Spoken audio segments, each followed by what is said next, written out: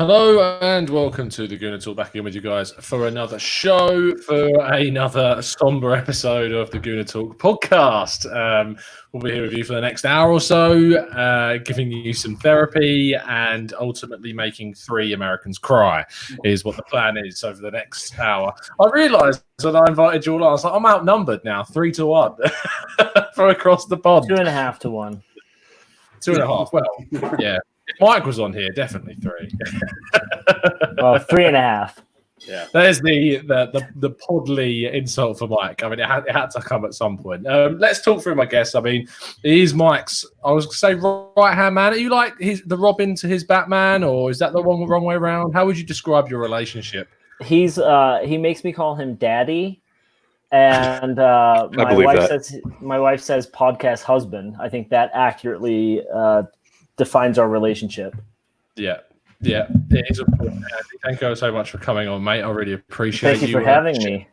It's amazing. I mean, the reaction we were getting from some of the tweets, I couldn't believe that you were coming on. I know.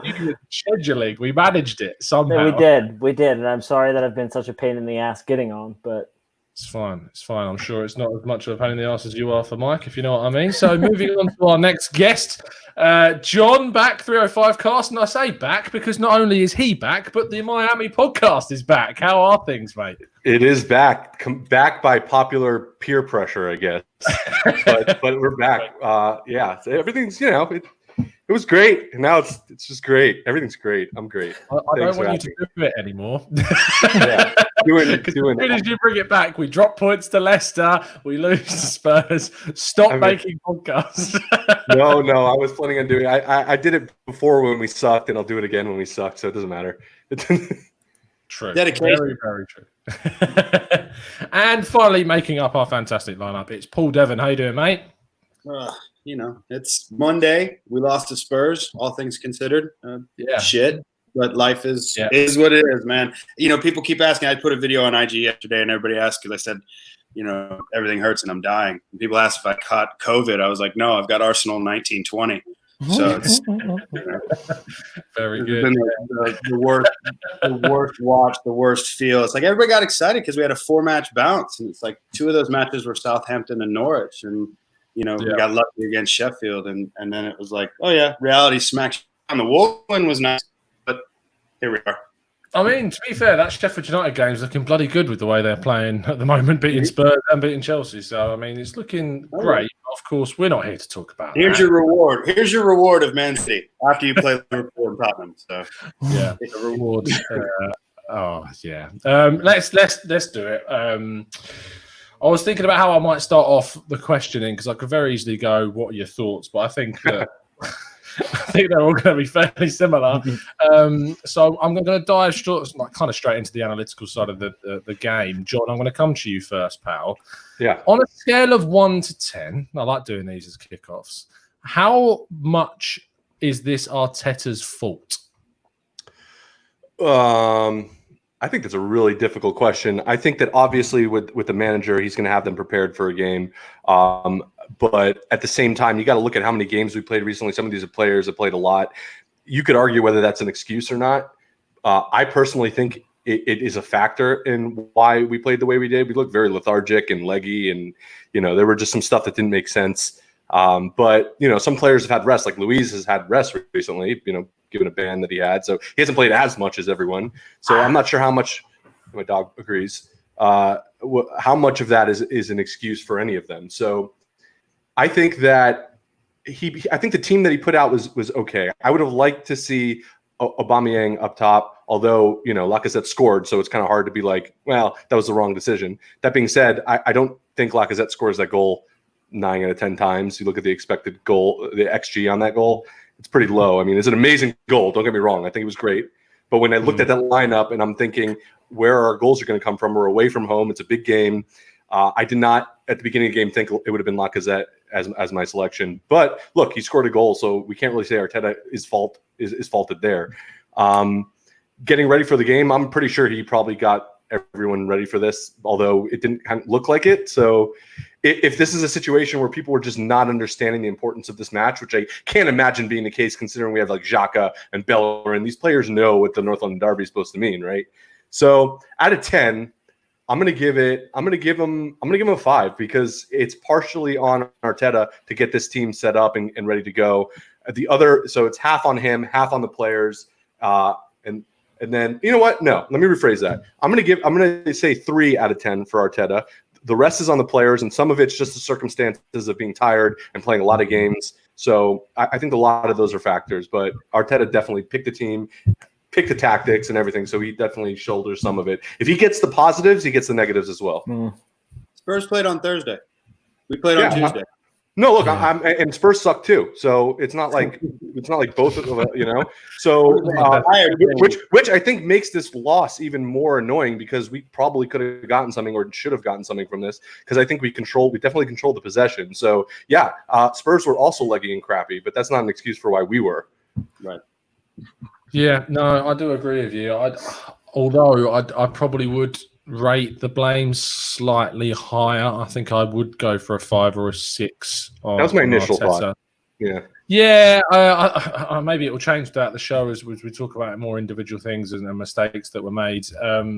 Devon, if we look at we talk about some of the things, the decisions that were made, the lineup is obviously a good place to start. We chose to leave Saka out, which, considering he's been our best player, arguably, over the last, since the restart, really. Were you surprised at that, or were you happy with the front three that he decided to play? I mean, I was surprised by it, in that he's so young. I had heard that tiredness was an issue, but again, like I said, we played on Tuesday. There was plenty of time to recover, and also a kid, So I feel that he would have been a better fit.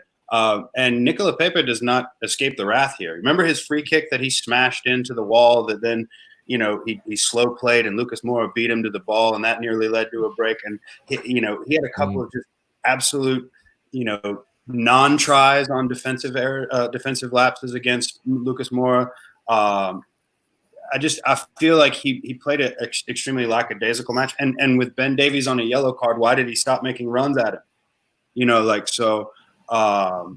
There were some error questions. There were some definite, lineup errors. As well as Suarez played, the Bellerin thing was kind of a question for me, but then he put in a shift. I feel like Bellerin actually did really well yesterday. So for me, Kolasinac being in there is always going to be a question. And if the issue is having a left-footed center back, as opposed to a Holding or as opposed to one of our other players, then it doesn't make any sense to play Tierney as a wing back when he's going to be nullified by Sissoko. So I wish that I just feel like Jose Mourinho kind of looked at our lineup and went, okay, that's what they're going to do, then I'm going to do this. And he countered every single thing that we did, and they scored 2 cheeky shit goals and beat us because we played, even with 88% possession, like we played such a slow, plodding style of football that we looked afraid to make mistakes because we knew they could counter us. I know that's a long way of saying, yes, Arteta's at fault, but it's more than just the lineup for me. It's more about the style of play. It's the sideways and backwards. It's the meaningless possession. Playing a 3-4-3 with no 10, literally just left a gap between our back and our front. And, when Lacazette is 18 yards behind the midfield stripe, like it takes forever to get our attack going. So, I don't know what y'all's thoughts are there, but, I'm not going to fault Arteta yet because I still don't think he's playing with a full deck. Yeah, no, 100%. And we'll definitely come on to that sort of side of things a little bit later on. The point I want to pick up on is what you were saying around sort of the chances that we sort of gave them, Pepe's weakness, the Kolasinac thing especially.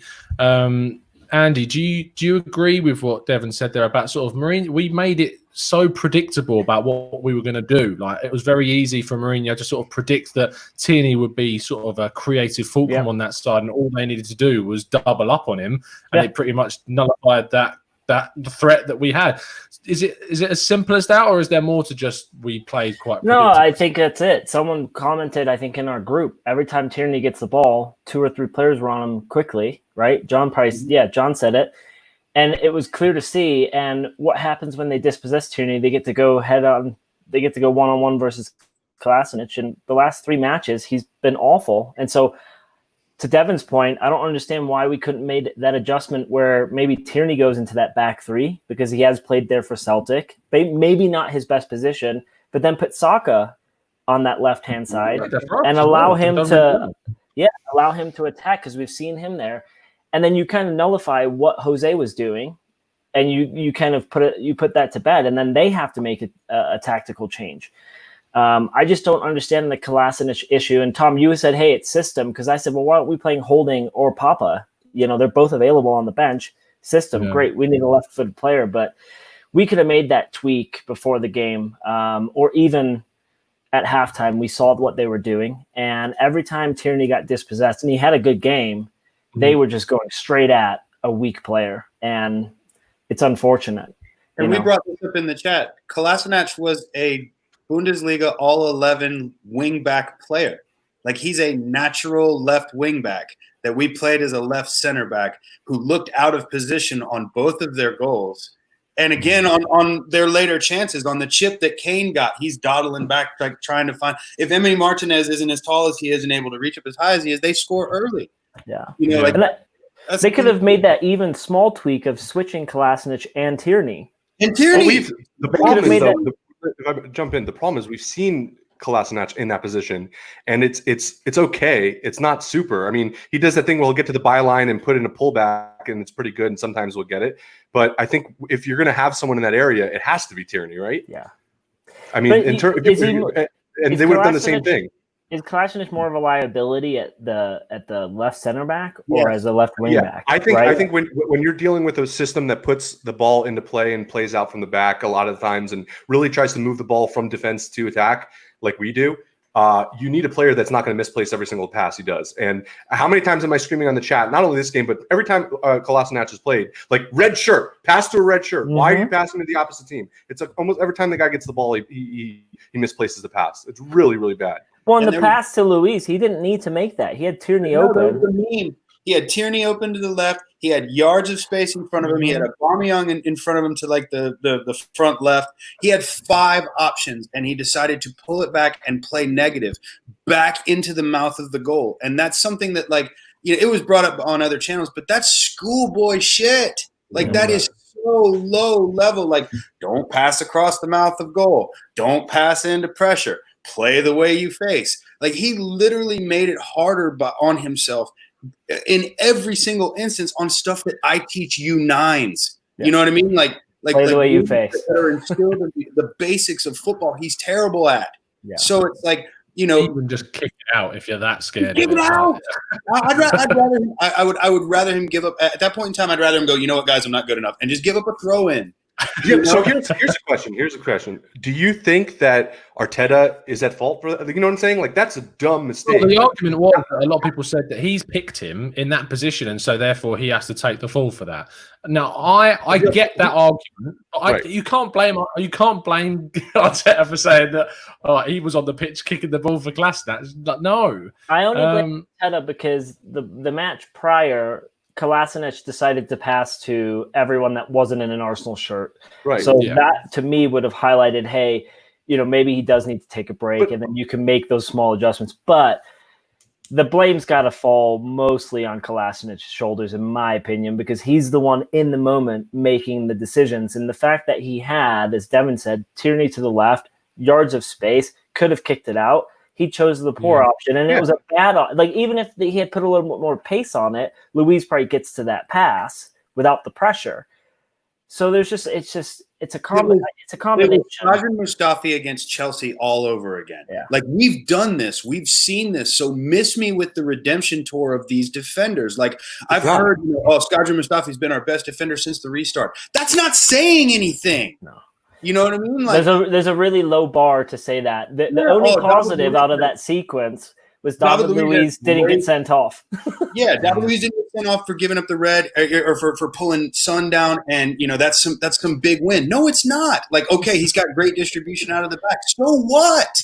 Like everybody that has been saying, we're going to give Mustafi a new contract. Well, of course we are, because we're Arsenal. Mari's out for 5 months. Sign him up. David Luiz is a clown. Give him another contract. It's become a joke because, we're now going to become super reliant on a 19-year-old. And if we somehow pull a rabbit out of our hat with no European football and sign a Upamecano, he's still a kid. Yeah. You know what I mean? Like he's been great for Leipzig, but we're in a situation with this defense that it's bad, and it's bad when you compound it with non-attacking, non-aggressive football. Because if we give up a goal, we're screwed, and if we score, we're scared to give up a goal, because if we give up a goal, we're going to give them another goal. It's bad. And it's been that way. That's where my biggest problem is that this isn't something novel. It's that our defense's ability to kind of snatch defeat from the jaws of victory have been the motif of this side for I've lost track now. It's at least 5 years more. Well, probably. I was about to say, it's not just it's Arteta's fault. I mean, these mistakes happened under Freddie, under Unai, and a little bit under Arsene as well. I mean, they just are not good enough players. Right. And look, that comes down to what kind of decisions are going to be made in terms of transfers, and then you can start looking. Okay, how much is Arteta's involvement in those decisions? And if there's substantial if he has a substantial involvement, then yes, I think that there's you got to start looking, turning the microscope towards Arteta. But right now, I think he's just trying to survive with what he has.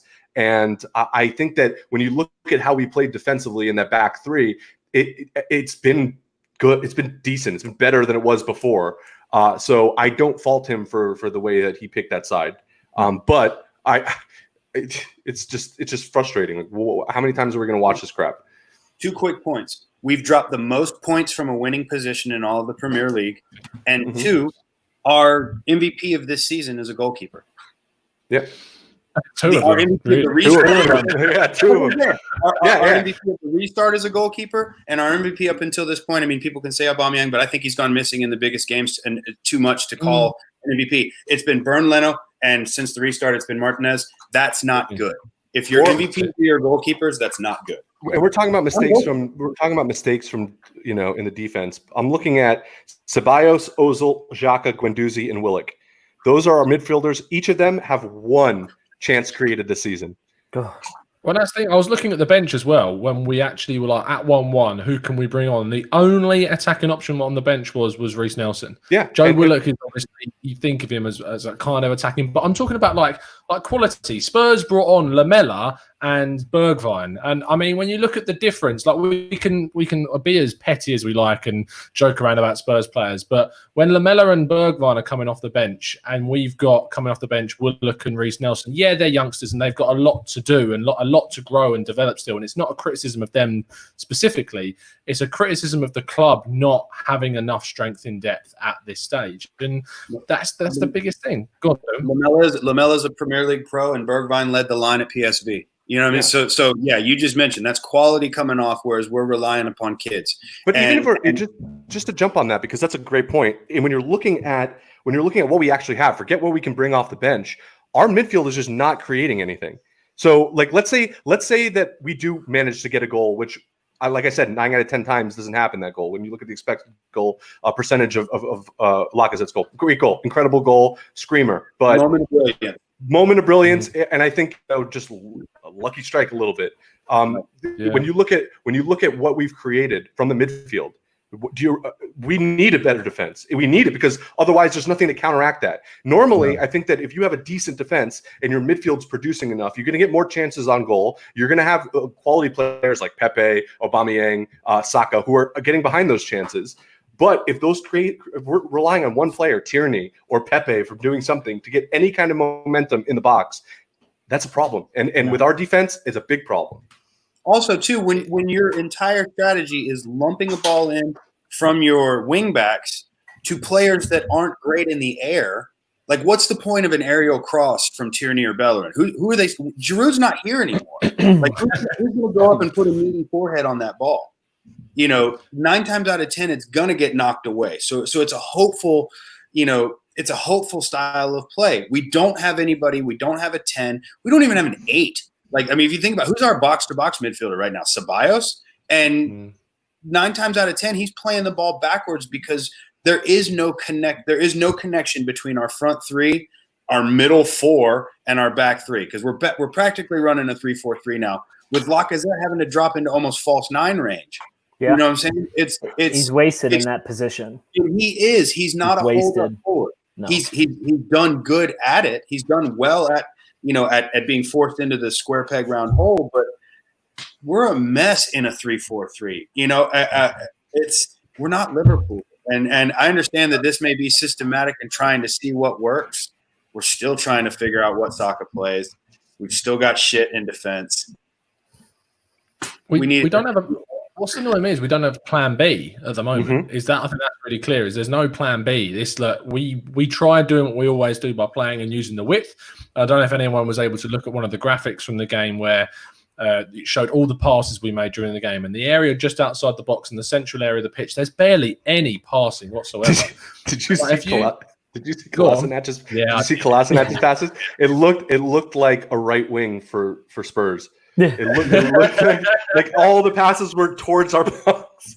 Yeah. Like the plan B thing is, I think a lot of it's down to the system that Arteta's having to play at the moment with 3 at the back, and there's so much emphasis on wide players with wing backs and wingers at the same time. And of course, that means with only 2 central midfielders, you're going to lack creativity through the middle. But if you think back to how it used to be under Arsene Wenger, we would dominate possession and spend loads of time on the edge of the opposition's box, passing around, waiting for the right moment to play that incisive ball. We don't play inverted passes anymore. Mm-hmm. And Spurs were doing it well by, I think Lo Celso was playing in Kane with some inverted passes in the first half. It happened in the second half to a lesser extent. But we don't seem to play those inverted passes any longer where someone in the middle makes a run through the defense, and then we play it through like a gap in the defense. We don't seem to do that anymore, and that's and we're so because of that we become really predictable. All you need to do is stop Arsenal in wide areas. You know that Pepe is going to cut in on his left foot. You just have to show him onto his right foot, and he's screwed. And on the left hand side, we've now got a situation where Tierney, you probably just have to bring him inside, because if you show him outside, he can put in a decent cross because he's the best deliverable we've got. Or you could do what Mourinho did and just put 2 people on him every time he gets every time. Here's Aurier and Sissoko. Have fun, Kieran. It's going to be a long day. Well, and that's why I don't understand the partnership. Just throw Saka next to him, because then you can't do that. You literally cannot do that. You cannot go in with the mentality of, okay, every time Tierney gets the ball, we're going to push 2 men to him, because that leaves a very dangerous young player wide open. So Andy, he was tired. Remember, he was tired. I mean, counting all that money from his new contract, he got. Let's try and see the live chat before we carry on with the conversation a bit, because I feel like I've been negligent of you guys in terms of what you were saying. So Christopher Fung is one of our members, says we are so static as an overall squad. Our players are constantly watching and waiting for something to happen instead of making runs to receive a pass in open space to either run or play a 1-2, etc. Owen Young, another one of our fantastic members, says I really don't understand the obsession with hold-up play. Alba has been one of the most prolific strikers in Europe for years. Suddenly he's not good enough. We should sign Andy Carroll. As a joke, obviously, but I mean, I get what he's saying. Is we're not playing to the strengths of what we got available. Aubameyang would be great at running in behind if we played some inverted passes, but we do lack. And this is obviously, without trying to sound too much like an Arteta apologist, which I know comes across a lot, which I think is ridiculous to be described as an Arteta apologist when effectively all you're doing is supporting your coach. But at the end of the day, I mean, I feel like he's suffering because he knows the defence is not good enough. So he's having to play this system of 3 centre-backs.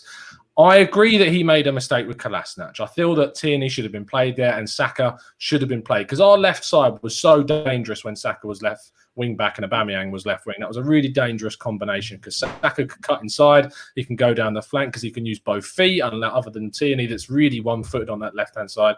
And if you create that dynamic, Pepe's so one-footed on the other side, you become even more predictable, because you know exactly what's going to happen. They're going to go to the byline on the left, they're going to cut inside on the right, and that's exactly what happened.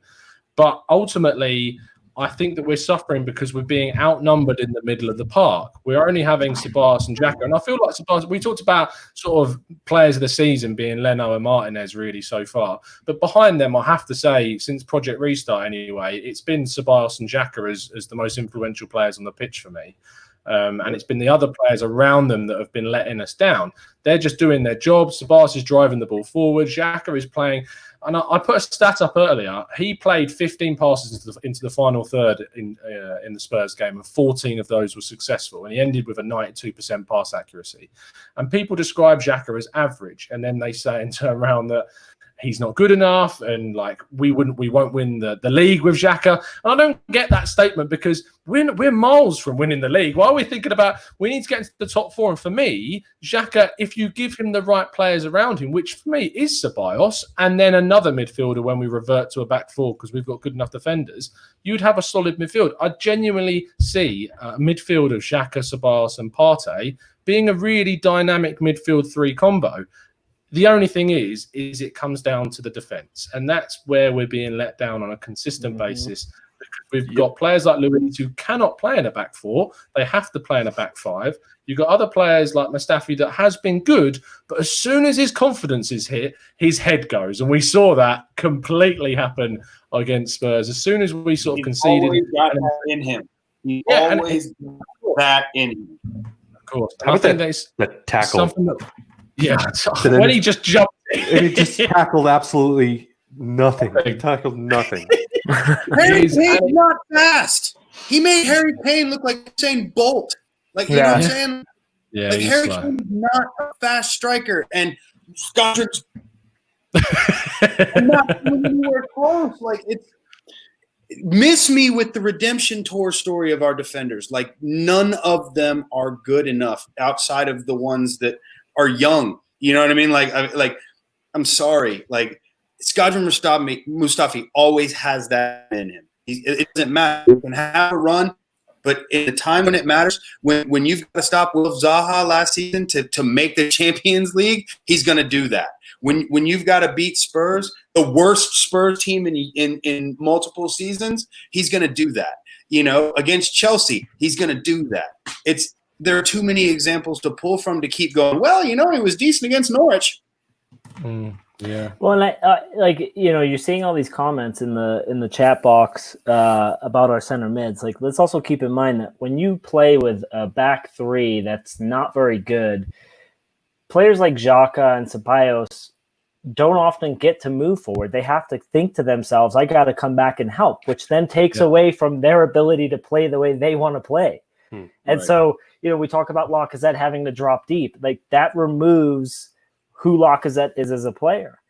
Yeah. And so, unless Touré is fully fit and Arteta can say, okay, we're going to put you in the midfield and you're just going to sit in front of the back 3, well, then it's a wasted player. So we're just, you can't argue that Xhaka is one of the reasons that we're not doing well, because he's being asked to do something he's not comfortable doing. And so until there's a complete confidence, like if you had a Virgil van Dijk in our defense and Xhaka's playing in front of him, there's a moment in Xhaka's head when he turns and the ball is somewhere on the pitch. He goes, oh, Virgil's got it. I can drop back slower. When it's Mustafi or someone else, he's thinking, oh, shit, I got to get back way quicker.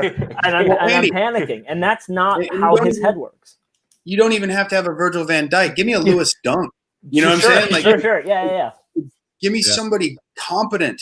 Right. Give me a Nathan Ake. Give me somebody that I'm not afraid is gonna like piss down their leg and forget that they're on a football pitch. You know what I mean? Have a different mentality when your confidence is better. Like, you look at Leno with some of the mistakes he made earlier in his Arsenal career. He was trying to negate the mistakes of what the defenders were about to do, and he looked foolish.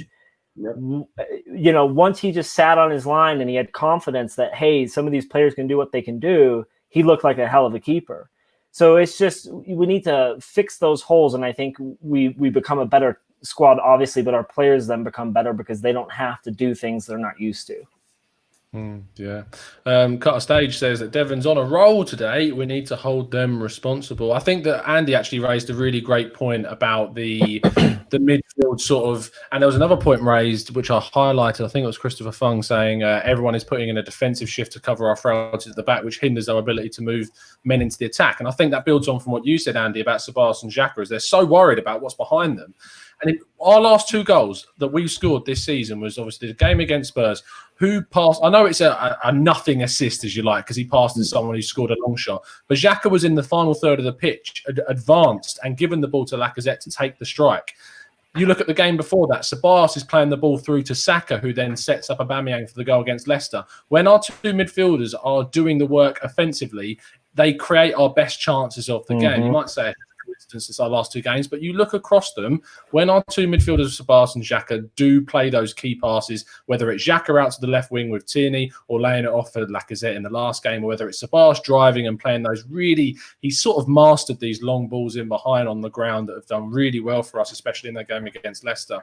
When those 2 midfielders get at it, and when our midfielder can be creative, we're a much, much more versatile team. And that's why, ultimately, it's going to keep coming back to this point, and that's why we're going to move on in a second, about having 3 in midfield rather than the 2. So 2 midfielders can be a lot more expressive than they're currently able to do. So we've had half an hour sort of talking about the North London derby. I think there's been an opportunity to vent and get some of our frustrations out. I would like to spend the next half an hour of the show. Yep.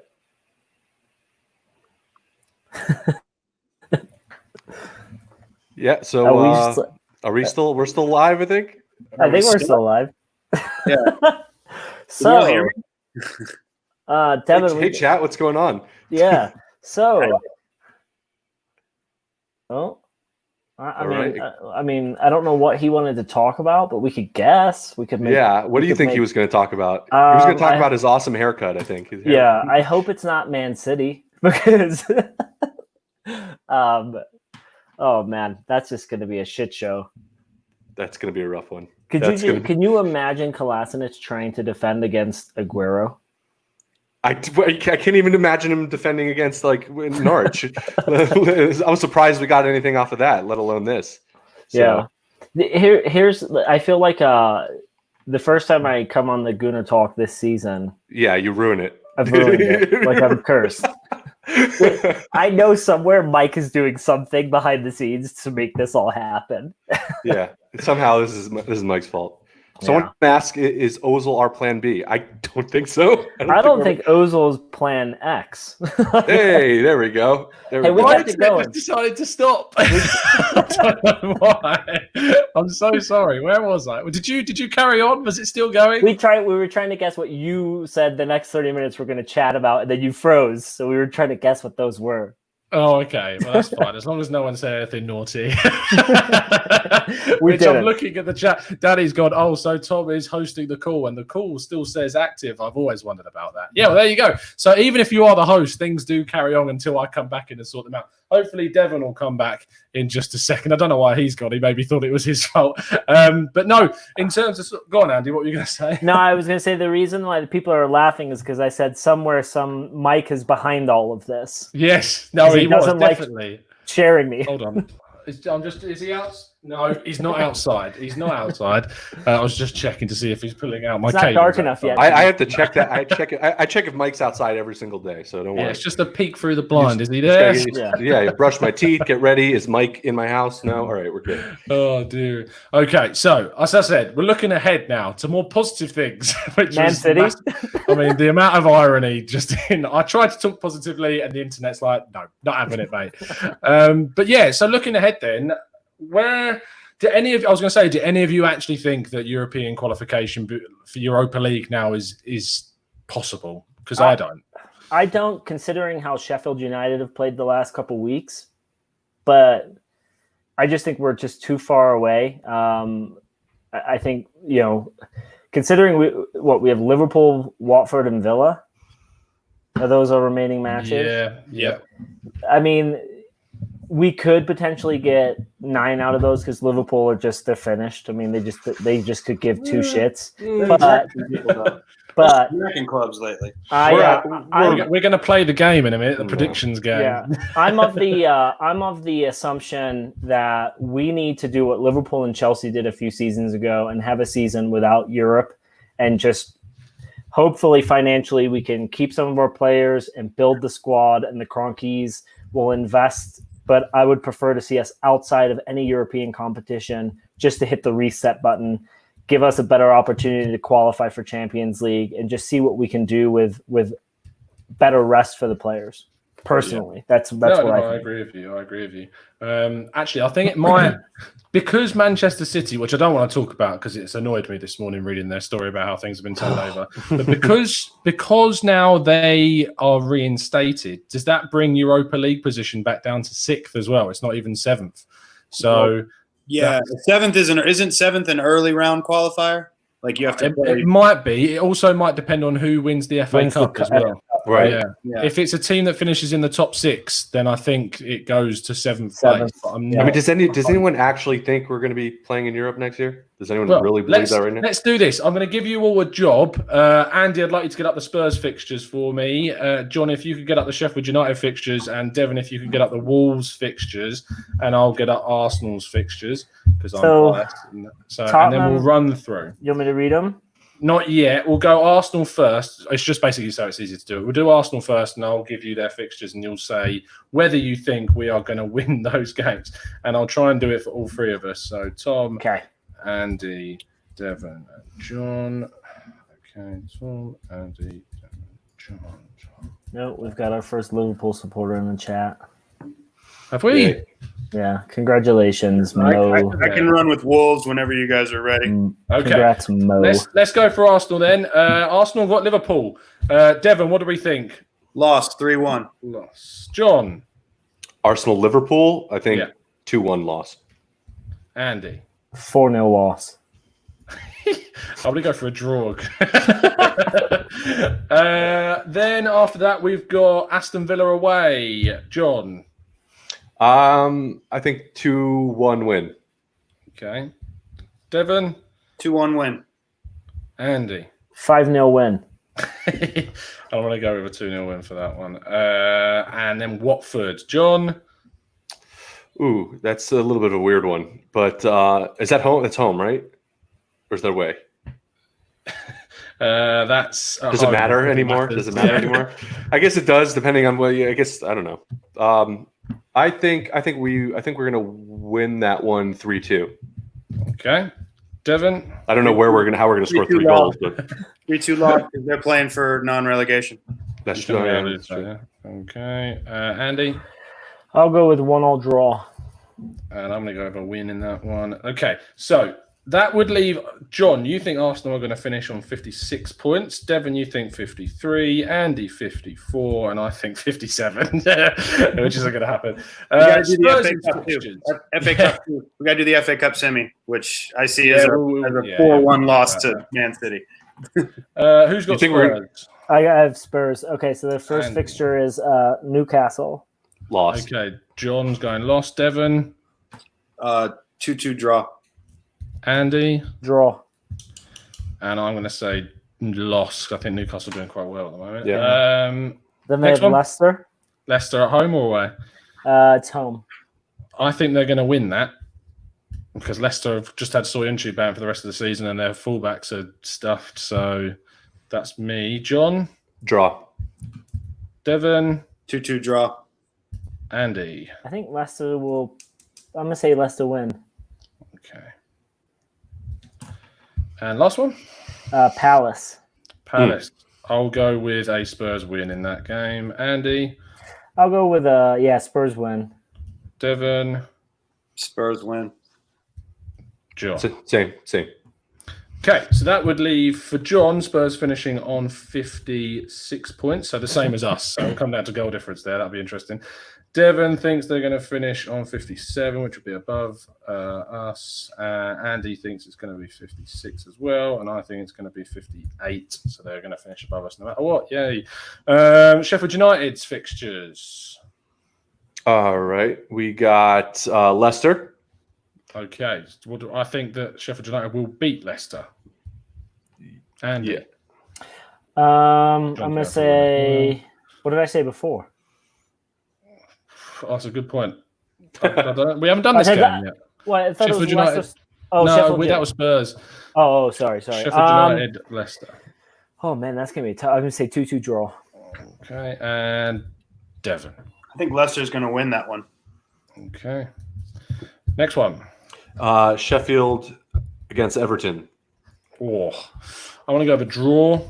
Andy? I'm going to say Sheffield win. Devon? Sheffield are going to win that one. John? Also a draw. Okay, and last one? Southampton.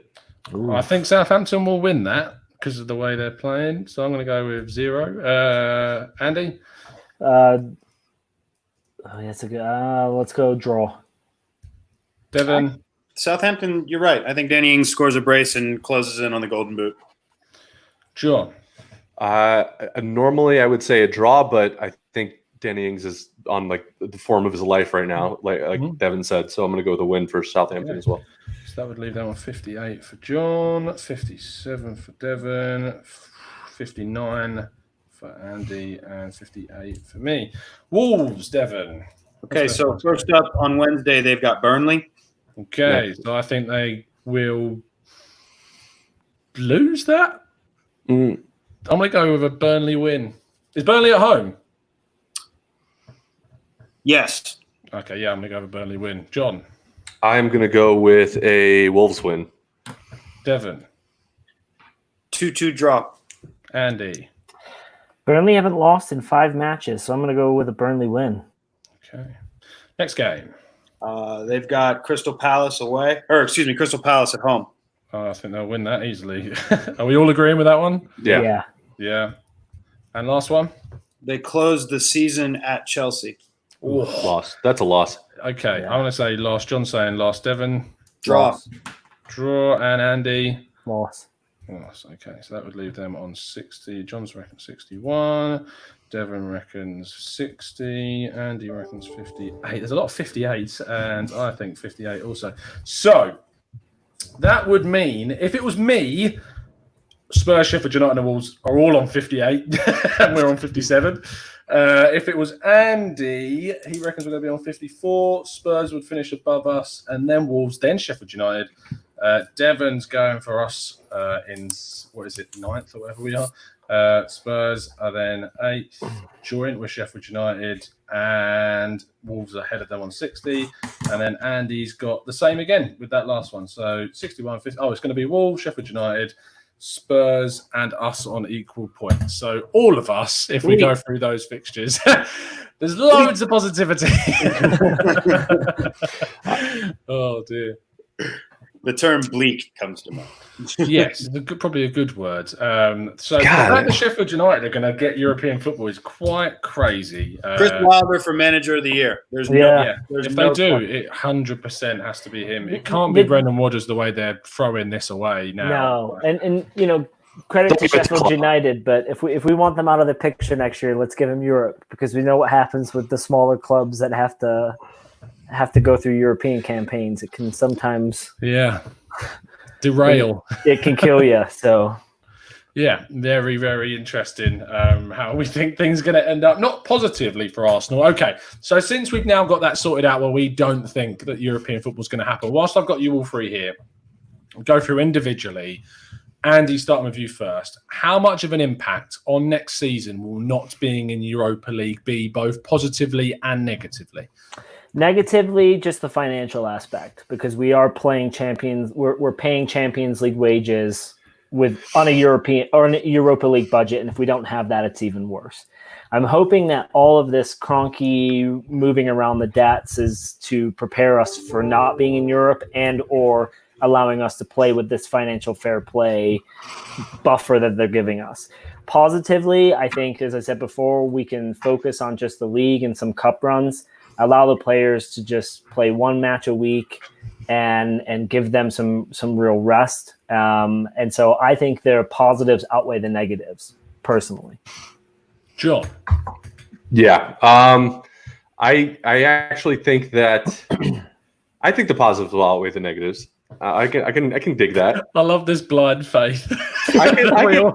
Look, here's the thing. We're grasping at the positives. It's such cognitive dissonance, right? It is such cognitive dissonance. Yeah. And I'm the first one to admit that I am not immune to cognitive dissonance when it comes to Arsenal. In fact, I think it's what keeps me going as an Arsenal fan. Just explain to some people what that means? Meaning when you hold two conflicting ideas in your head at the same time, like everything is awful, but everything's going to be okay, right? Be okay. Everything's going to be fine, and we just rationalize and compartmentalize, because those are apparently the coping mechanisms that I use to deal with an Arsenal fan, because I don't want to throw myself into oncoming traffic. So I'm gonna say that there are positives, and that and the biggest one for me. This is very early in Arsenal's and Arteta's tenure, right? He has not had a full season. He was thrown into what was probably the biggest shit show in Arsenal history that we've had, at least in modern history. It's hard to say that there's been more of a calamitous situation. 3 managers in 1 season. So when you're looking at like the totality of everything, it's really hard to like nitpick, right? Because I mean, you could say, yeah, this manager made a mistake here. He's learning. It's his first season. I'm cool with that. So there's a lot of like, we're not at that point where where we should really be throwing stones yet. We should sit back. I definitely agree with that. What was just posted, the financial problem, lack of playing time for youngsters in group stages, and difficulty with no Europe. So there's positives, those are negatives, and I agree with those. But there's also positives, because we're going to get to see like a rested squad. We're going to get to see a situation where Arteta's going to have a full season with these players. He's not going to have to worry about stressing out about Europe and pulling ourselves the other way. I want to be in Europe because, let's face it, the financial burden that we're going to have by not being in Europe is significant, and it's relevant when you're considering A, how is Arteta going to build this squad, and B, are we going to keep making the same mistakes because of the players that we have right now? And I think that half of this podcast has been about how it's basically insanity expecting differences from some of these players. Yeah. So without the European football, it's going to be a big issue. And what? Sorry, I was going to say, this is how I felt you were during how you were talking. Look, that's how I feel. That's how I felt the last like 4 seasons, right? Everything's fine. It's okay. Everyone, Arsene Wenger left. It's fine. Okay, Emery is good. We're playing attractive football. It's fine. Oh, look, we're going to be out of Europe. Oh, we lost to Chelsea in the final. It's fine. Oh, here we are. Now all of a sudden, the only positive for me in this whole thing is Arteta. That's what I'm saying. That's my there's point. That's the light. Arteta, Saka, Martinelli. These are the positives for me, right? And like Pepe to an extent. I know that Martinez and Leno, our goalkeepers are signed. Yeah, that's true. Let's give them that. So there are some big positives. I think. I think Saka's been the biggest one next to Arteta, and that's what I was saying, Andy. I'm saying when I'm looking at the positive, it's that Arteta's so new here that like we hasn't gotten a good from what we've seen. There's at least a cohesive plan. Whether or not it's the right one yet, or he has the players to implement it properly, is a completely different story, right? But he just recently said, a plan, which is better than what we had before. Yeah, and he just recently said, I know what I need and who I need from the transfer market this summer, which means that he is looking at it as though in the position we're in now, right, with no European football. Right. So he's confident he's going to get what he needs to move this team forward with no European football.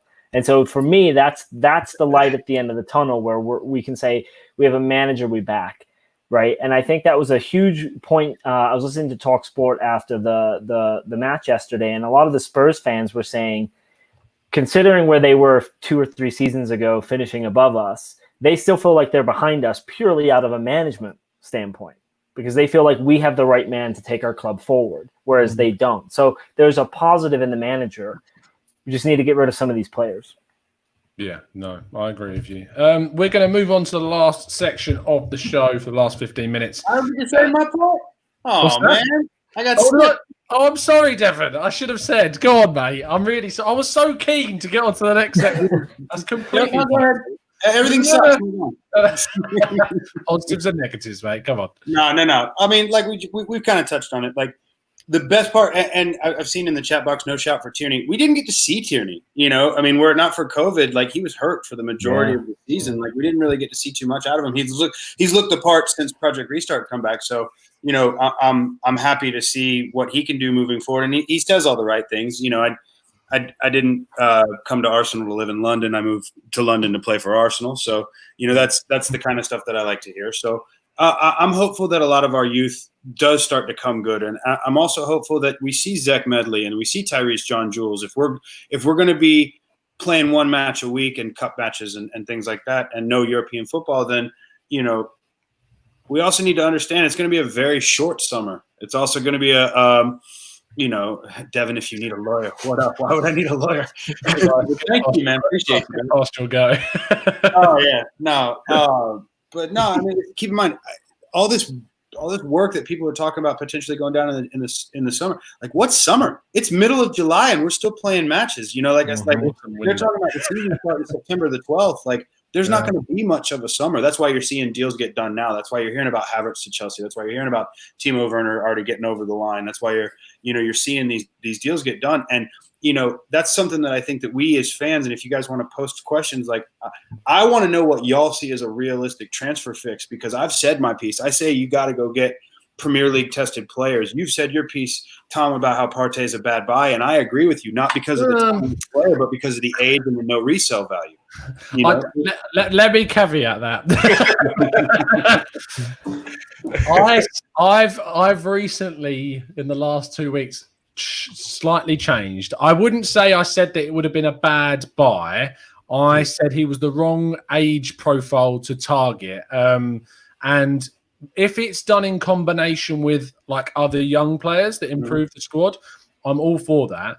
And obviously, since doing the interviews with Graham Hunter and stuff like that, learning more about Thomas Partey, even with his age, it feels as though he would be a transformative player for this side. So I kind of, you said, I agree with you, Tom, but you said it was a bad buy. I'm like, yeah, I kind of, yeah. I think. Would you rate his play over somebody like Abdoulaye Doucouré's reduced cost plus Premier League experience? Now I'm clued up on him a lot more than I was 2 weeks ago, and I'd only seen him in fits and spurts in La Liga because I'm mainly watching Espanyol get relegated. It meant that now knowing so much more about him, as of course we did the Tactical Breakdown podcast earlier today with Kieran Quayle, who is an Atletico Madrid fan, and he was saying about how amazing Partey is and how transformative he would be. So I'm really much on the Partey bandwagon now. And the thing that needs to be expressed is we're not saying that 27 is old. We're talking about 31 with no resale value is not a good resign. Because if you sign a 27-year-old who's good now and maybe in the middle of his prime, he's going to be on big money, and at the end of his contract, you're not going to be able to recoup any of the 43 to 50 million that's been rumored. Here's a question, boys. Last summer, all we kept hearing was that Ryan Fraser would be great for Arsenal, and now this player is free this summer, and it's in a position that we arguably could need. So why are we not going after a Premier League proven player all day? I would take him. I told you on Tom's show a couple of weeks ago, my picks. I want Lewis Dunk. I want Nathan Ake. I want Ryan Fraser on a free. I want Abdoulaye Doucouré from Watford. I want Max Aarons from Norwich and Jack Cantwell. Like, those are the players that I think. 30 players, all of them right now. But I mean, just like those names alone, we would spend less than what we would spend on some mega buy, and these are players that have know the league. Yeah. Well, so here, and I guess the counterpoint to that is just the inflated prices in the Premier League, right? Like, and especially knowing everyone knows what Arsenal needs, right? Mm-hmm. It seems like everyone knows it except maybe the board, but fine. Like, put all. I agree. Yeah. So what I was gonna say is you have to consider the fact that when from a negotiation standpoint, when you're looking at the bubble in the Premier League in terms of what players are going for, especially attacking players, and then you consider the fact that everyone, like, we don't really have like our hands close to our chest, our cards close to our chest. Everyone knows what we need. They're going to be able to get. I find it very difficult to think we're going to be able to get good deals for any of those players. Although I think that most of the ones that you listed, I would love to see play at Arsenal, because honestly, it can't be much of a step down than some of the players that we have now. We don't have to go through all of it. I think everyone kind of knows where our issues are and that it doesn't take much to improve some of it. Okay, so let's go through a quick fire. So there's been loads of questions thrown in. I want to get through as many of them as possible. So if we can keep these answers as brief as possible, not just one word, but you know what I mean. So, Andy, let's start with you, mate. One of our members, Pramod N, says, do you think Newcastle's takeover is going to change the top six landscape? As far as I can see, the Saudis can make Mansour's and Abramovich's spending look like a mustard seed. Yeah. I don't think it changes too much, because with financial fair play, and I think that with there being more emphasis on it, I don't think we can just see someone come in and just throw down 400 million, pounds on players. It's not going to happen. So I don't think the next season or two, top 6 will be changed. I can't tell if you're being serious. No, I am. I you were joking. No. Because I understand that financial fair play is an actual joke itself, but I don't think that you can just allow this massive like oil tycoon to come in and just go because then they have like a whole arbitration proceeding. Exactly. And then the hammer of justice comes right down on you. I saw an amazing tweet. It was like Sheikh Mansour earns 115 grand every hour. So every minute, sorry. So when they were given their £8 million fine at 9:30 in the morning, it was paid off by 11 a.m. Sure. An hour and a half later. That's disgusting. That is disgusting. Just clarify, like back when Abramovich and Mansour took over, they had the ability to circumvent certain systems with sponsorship deals, and just they laid groundwork with the whole training ground at City, and they figured out how to pump money in where financial fair play hadn't written those rules yet, right? And because they had done it they couldn't go in and then say, well, we have to change this. Someone can't come in and buy a team for that much and just go, okay, now we're going to go sign Neymar, because someone's going to have to call bullshit on that, right? I mean, Fly Riyadh doesn't read well as a shirt sponsor. Right, absolutely. Like Fly Newcastle isn't going to really work that well. So I think that from that perspective, it doesn't change the outlay of the top 6. Fair enough. We spent 3 minutes on the first question. That's my fault, to be fair. Let's try and narrow these down to 20 seconds and answer and get through loads. John, Tiger T says, which players will Arsenal lose without European football? In terms of players we have or players that we could possibly get? Okay, so I think that without European football, it becomes harder to keep a player like Aubameyang. I think that even maybe a player like Lacazette becomes harder to keep. Also, I think that possibly a player like Martinez, who is very much on the radar.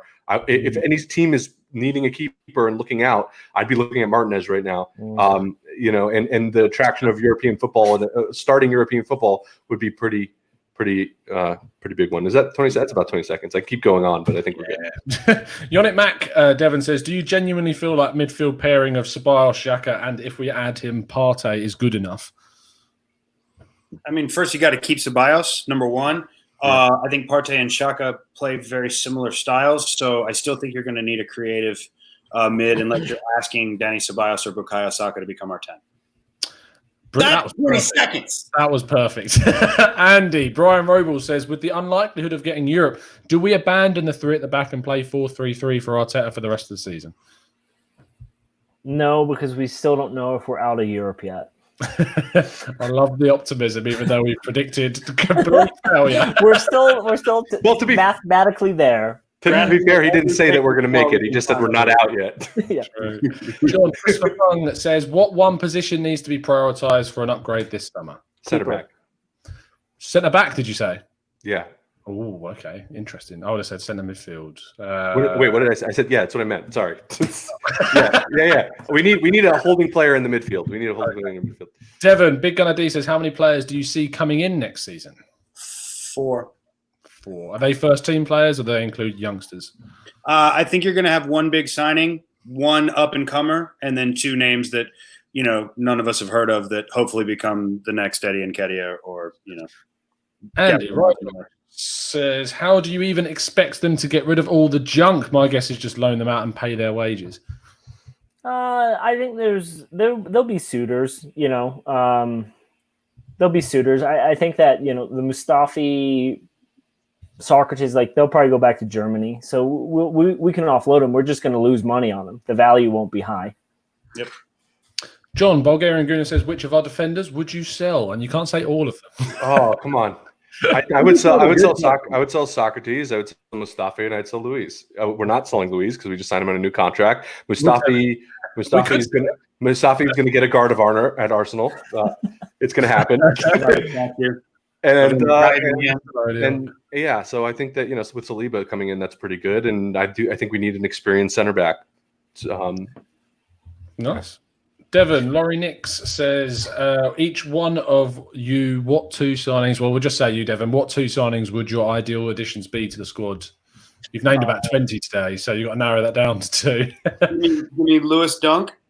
and give me. I mean, everybody's already mentioned Thomas Partey, so I'm not going to include that.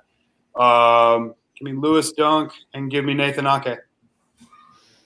I would have said Max Aarons, but I mean, I think that's another name that I didn't think that he mentioned at the top, or that Andy mentioned. I think Bellerin could potentially leave. And if you remember, Tom, we had a long discussion on Ake and how we thought he would be a great design. Nice. I mean, I'd love a Upamecano, but like, it's not where's COVID world? Like, where's that $65 million going to come from? Well, and if you think, I mean, if Bournemouth go down, Ake's probably got a relegation release clause, right? He's got one with Chelsea now, but I don't see how they'd trigger it, right? They just run out now. They run out in January. So I'm just wondering if he goes down, maybe same with Max Aarons. These guys have relegation release clauses. Maybe we could activate one of those. Yep. I agree. One more round then. Andy, Tiger T, which player from the bottom half would you sign? I would say Ake for me. Okay, yeah, fair enough. Ashwin Watkins says, oh no, that's the wrong question. Christopher Fung, John says, should we focus our scouting and purchasing on clubs that play a similar style to how Arteta wants us to play? What clubs should we be poaching from? It's a good question. Yes, absolutely. We should be purchasing from clubs that want to play a similar style, because just getting a player for the sake of it is not good. Clubs that we should be poaching from, not in the Premier League. We should be looking at the Championship. We should be looking at other places in Europe, and not only to additional playing similar styles that we need to play, we really need to find these kind of players that might be a little off the grid, that are overperforming and people aren't really looking out for, which we mentioned on previous podcasts. Real quick, you've got 3 Americans on your podcast, and you guys have all watched MLS. Would you not take Miguel Almiron at Arsenal right now? Oh yeah, I'll be taking Martinez to replace Lacazette as well all day long. Yeah. So and look, people would be really hesitant to take out of the MLS or any kind of league in America, or maybe even lower leagues in Europe. But the reality is that the position that we're in right now, I think that's where a lot of the talent is coming from. Look at where Van Dijk came from, which is obviously Southampton is not on that level. But he came from Celtic. Yeah, but originally from Celtic is my point. So if we look at we look at Scotland, we look at in leagues in Germany, that's where our players should be coming from, not the Premier League. And definitely not. We're getting Along Sarr from Nice for free. Yeah. Look, I mean, we got Tierney from Celtic. Yeah.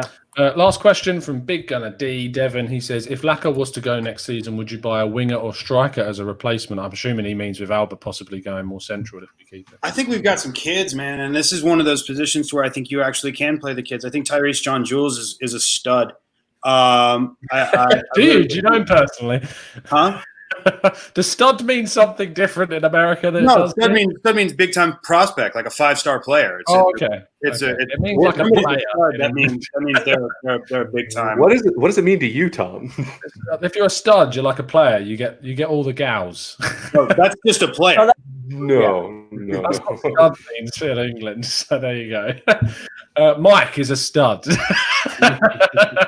No, like I was saying, I think the kids, I really don't want to lose Fowler and Balogun. I think that, Eddie Nketiah kind of showed that our academy is doing well. I think that there are some kids. I'd love to see Zach Medley next year, but that's a defender, obviously. But in talking about strikers, I don't want to lose Fowler and Balogun, so I think that that's a big point.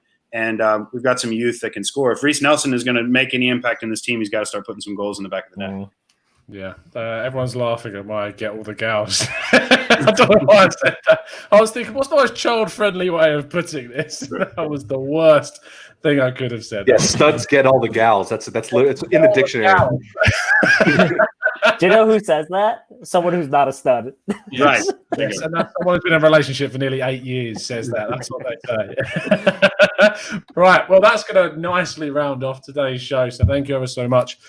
Everyone that has tuned in this evening, I know there's been a Man United game going on at the same time as well. And the temptation to watch a team that can annoyingly play football right now is probably quite large at the moment. So thank you ever so much for tuning in with us live. And thank you to everyone that's also listened on playback. Andy, it's been a pleasure to have you on, fella. Yes, thank you. I'd love to come on again. Go fix those yellow patches. Sort out the garden. I'm so angry. I hope she's not listening to this. Please let her not be listening to this. John, I mean, it's great to have you back in terms of podcasting as well. Are you going to update us to when the next one is? Yeah, this week. This week? Who's your guest? Yep. Give us a little insight. No. He's a friend of mine, a good guy. It's a really, really smart guy. So that's not Mike. All the kind words, man. Yeah. So it will. His name's Tom. His name is Tom. Oh, is he? He's a really nice guy. No, but it'll be good. It'll be good, hopefully. Good. I look forward to listening to that. Andy, I should have said, give yourself a shout in terms of what's coming up on CGP. I just want to read Danny the GFP's comment. It was Andy was my fave, and I appreciate that. And no, we have no plans on a pod yet. We're trying to, have a little bit more fun than doing the more tactical breakdown stuff. So asking me is the wrong person, Tom, because Mike takes care of all the bookings. I'm just the talent. Mike Kurz doesn't agree with me on anything, but he actually agreed with me today. So that's my shout out for the podcast. Positives, ladies and gentlemen. Hey, I like positive. We Mike and I felt so guilty that we've known the dude for so long, and then Tom, you had him on your pod. He fucking nailed it. Like, he was so good. So good. So good. But a big shout out to Owen as well, of course, came on too. He was great. So and of course TD Shifts, Max as well was really good. You can still go check that show out when we were so hopeful before the North London derby, and then all of our dreams were shattered. Devon, thank you ever so much for coming on, mate. Much appreciate it. Always. Have you got anything going on in the world of Arsenal that you need to plug or anything? No, I mean, I'm always down for the chatter, the banter. I love being on here, and whenever you guys need me, I'm always around. So I'm in the music and voiceover world, so nothing having to do with Arsenal, but the American arse block. Yeah, pretty much. But y'all have a great rest of the week, and hopefully Wednesday's a little bit better for us. Yeah, fingers crossed. Fingers crossed. Speaking of which, there's going to be an ass kicking, and we already know it. Yeah, and we had our predictions in terms of what you said it was going to be. Everyone said a loss except me, who thinks it's going to be a draw. So there you go. It's not particularly. Yeah, so you can tune in tomorrow for the preview show, which will be live for about 20 minutes or so. Make sure you hit that notification bell so you get told when we go live. Subscribe to the channel if you're new. Drop a like on the video if you've enjoyed our studdish banter this evening. Good segue. We will see you again very, very soon. And as always, somehow stay positive, but up the Arsenal.